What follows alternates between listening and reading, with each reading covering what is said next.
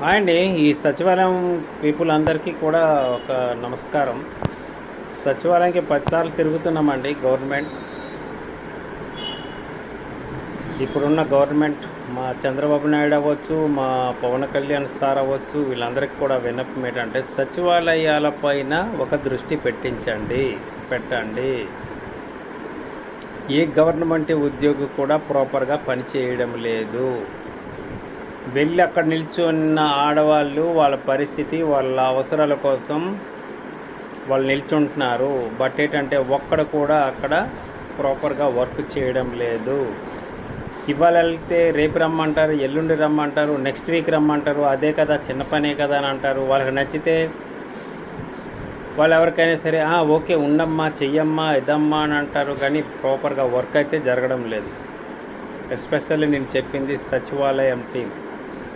ఈ ఎండలో తిరుగుతున్నారు, వస్తున్నారు. వాళ్ళతో పాటు మేము కూడా తిరుగుతున్నాం. చిన్న వర్క్ అయినా పెద్ద వర్క్ అయినా ఎవడి జాబ్ వాళ్ళు ప్రాపర్గా చేయడం లేదు. ఒక సచివాలయం పైనే కాదు, ప్రతి గవర్నమెంట్ ఉద్యోగి పైన కూడా కఠిన చర్యలు తీసుకోండి. ఊరికే ఎవరికి పోషించొద్దు. రోడ్డు పైన కష్టపడేవాడు రోడ్డు మీద తిరుగుతూనే ఉన్నాడు. కూర్చొని ఫ్యాన్ల కింద అడుగు దొబ్బుతున్నారు. పని ప్రాపర్గా చేయడం లేదు. వాళ్ళ పైన దృష్టి పెట్టండి. ప్రతి చిన్న చిన్న విషయాల్లో కూడా ఒక లాజిక్గా ఆలోచించండి. సాధారణమైన పీపుల్ పడే కష్టమేంటో వెళ్ళి చూస్తే కానీ మనకు తెలియదు.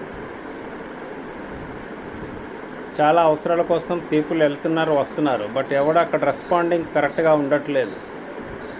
ప్రతి వీక్కి నెక్స్ట్ వీక్ రా అంటే ఎవడు ఎన్నిసార్లు తిరుగుతాడండి? గవర్నమెంట్ కరెక్ట్గా ప్రాపర్గా పట్టించుకోవట్లేదు. ఇంకొకసారి చెప్తున్నా, సచివాలయం పీపుల్ పైన నేను ఆర్గ్యూ చేస్తున్నా. వెళ్ళినా నేను 3వసారి, ఇవాళ కూడా నా వర్క్ అవ్వలేదు. చిన్న మిస్టేక్, నా లొకేషన్ మ్యాపింగ్ పర్పస్ ఇలా వర్క్ అవ్వట్లేదు. ఇలా చెప్పుకుంటూ పోతే చాలా వరకు గవర్నమెంట్ ఉద్యోగులు ప్రాపర్గా వర్క్ చేయట్లేదు. ఎవడైతే చేయట్లేదో వాళ్ళకే చెప్తున్నా, చేసిన వాడు పర్ఫెక్ట్గా ఉండండి, చేయనోడు మూసుకొని ఉండండి. పని ఏదో పర్ఫెక్ట్గా చేయండి.